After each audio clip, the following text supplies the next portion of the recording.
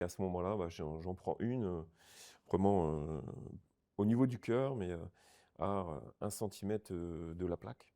Ce syndrome, on l'appelle le PTSD, hein. C'est quelque chose de très important, pour nous, de l'anticiper tout le temps. Je suis quelqu'un de très sensible, et du coup, je m'étais vraiment posé encore une fois beaucoup de questions là-dessus. Et en fait, tout de suite, j'ai ressenti quelque chose chez moi, où je me suis dit, «Il faut pas que j'aille plus loin dans, ce combat». En fait, OK, j'ai réussi à être, courageux, tout ce qu'on veut, mais à ce moment-là, je me suis senti, un peu faible et du coup, le suis avoué et je pense qu'aujourd'hui, c'est ce qui me permet encore d'en parler, avec le sourire et c'est quelque chose de vraiment concret.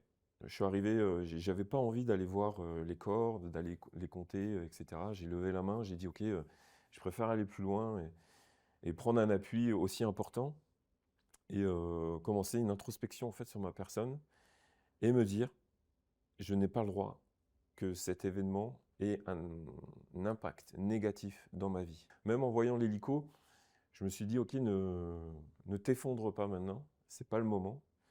Et je me suis dit: «OK, tu vas profiter de ce transit en hélico pour signer un contrat avec toi-même. Tu vas t'en servir pour aider les autres à, anticiper, ce syndrome et à anticiper, voilà, ce mal-être qu'on peut avoir naturellement quand on est, force spéciale et qu'on voit plein de choses».